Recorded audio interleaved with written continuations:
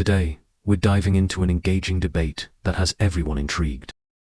I think that I don't think there's anyone who hasn't had a moment across the political spectrum of some form of progressive communication that's either left them bewildered or a little like, I don't know about that. But I also think at the same time, there is a message of what I would call like common sense, patriotic pluralism. Yeah. That is a majority message, which is like, if some father and mother have health care for their kid lined up who's trans, just stay the fuck out of their business. Like, and let them make that decision. That's their decision to make. And you don't have to make. Bill Maher, renowned for his no-nonsense approach, directly challenged the woke agenda and media bias, putting MSNBC's Chris Hayes on the defensive. Guy, he said something I've heard Democrats say a lot. We didn't get our message out. Maybe I'm paraphrasing, but yeah. And I've said this before to Democrats. No, you did. That's the problem. Yeah. You did get your message out, and people don't like. Imagine that. In his signature style, Maher sliced through the political doublespeak, fearlessly exposing the core flaws in Democratic messaging. Comparing it to what Elon Musk is spewing out, unfortunately, on X, you sound like Brett Stevens now, with all due respect. It's a joke. That's a real time. And you sound like him, who looks like Rachel Maddow. Ken Martin guy, he said something I've heard Democrats say a lot. We didn't get our message out. Maybe I'm paraphrasing, but yeah. And I've said this before to Democrats. No, you did. That's the problem. Yeah. You did get your message out, and people don't like the message. But it was Axios that they gave the new media seat to, and that is to Mike Allen, who is like an established reporter in Washington. Axios has been around for like 5 years, sold for $500 million. I don't really consider it new media, and I thought it was interesting that was their first new media. It is new media, because old media sells for $1. That is true. You know, he's voicing what many have felt for years, that some leftist policies are simply disconnected from everyday life. I think there's sort of two different imperatives that are in a little bit of tension with each other. So one, I think there's an imperative right now for the party to stand up against the most destructive things that Musk and Trump are doing.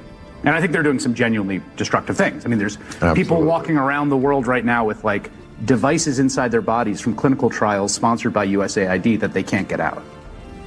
The guards that were guarding ISIS prisoners in Syria were paid on USAID salaries that got cut off.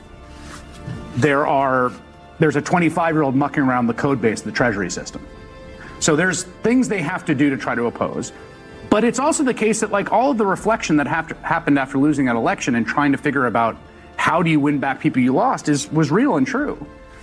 And I guess my feeling is you got to fight, you got to try different things, and you have to be authentic. You can't like reverse engineer any of this off a blueprint. And I really think this is true about politics. Steve Jobs once said, it's not the customer's job to know what they want. Like, it's our job. And you couldn't have reverse engineered Barack Obama off of George W. Bush. And you couldn't have reverse engineered Donald Trump off of Barack Obama. What happens in the end of an election is everyone sifts through the data and they come up with their perfect, their plan based on, well, this worked and with this group and we got attack here and there. And what politics about is a certain point is like innovation and communication. Did the Democrats truly drop the ball? Or is there a deeper issue at play? But the argument is whether the child should make the decision. But the child is never making the decision. The parents are always making the decision. Parents consent to medical care. Well, here in California, you're allowed to hide it from the parents if the kid is. Yes. Thank you, one person who knows that. But I mean, somebody knows that. Bill Maher and Chris Hayes, two influential voices, didn't just clash for the sake of argument.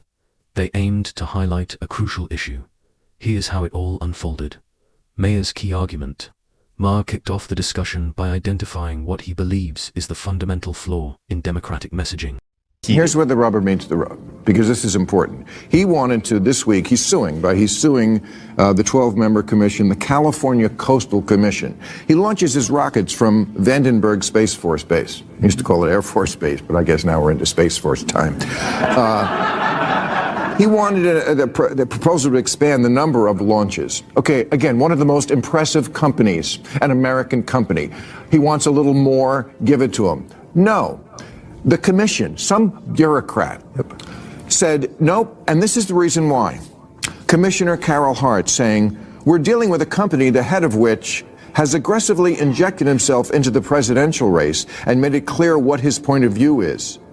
Yes, because he lives in America, and he can do that. Maher didn't mince words.